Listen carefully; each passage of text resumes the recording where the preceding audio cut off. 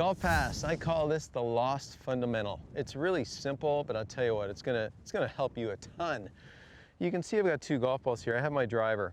You know, occasionally I hit my driver off the ground, and when I do, guess what? I center the golf ball on the face of the driver. That would make sense. That's where I want to hit it.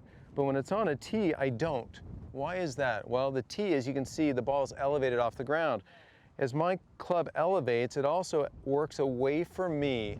So it's a really big deal to understand that we want to elevate the driver to have our best chance at centered contact.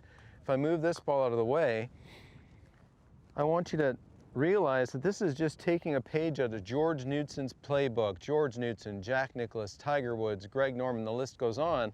When they're going to hit a driver, the club is elevated, it's hovered. They measure to the sweet spot from there. Some people will tap the ground from there, take the club down. If that's a relaxing move for you, so be it. But this is where they'll find their measure with the club up off the ground. It helps build better structure in the arms, gives you a better measure to the golf ball. So always hover the driver to the middle of the face, even a little bit on the toe side of the sweet spot, a tick. And then from there, if you want to relax down, so be it. Let's go ahead and hit one out there. And that's going to help you have centered strikes with the driver. Now, also with the irons. At the golf school, I'm really picky about students understanding that it's not a game where we start off with this club resting on the ground. If we start off resting on the ground, we can have this bad measure to the ground, the bad radius to the ball. So get the club in your hands. Get the club off the ground, arms in front of you together. I call this position, this sensation, feeling like you're bump passing a volleyball to somebody.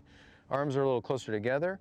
Let the club just basically flex the grass a bit. Don't rest it on the ground, just flex the grass. From there, you've got a nice reliable measure, and you'll be better off and hit some great shots. So GolfPass, find that hovered space. With a driver, it's up in the air. With an iron, it's just basically bending the grass. You're going to hit it awesome.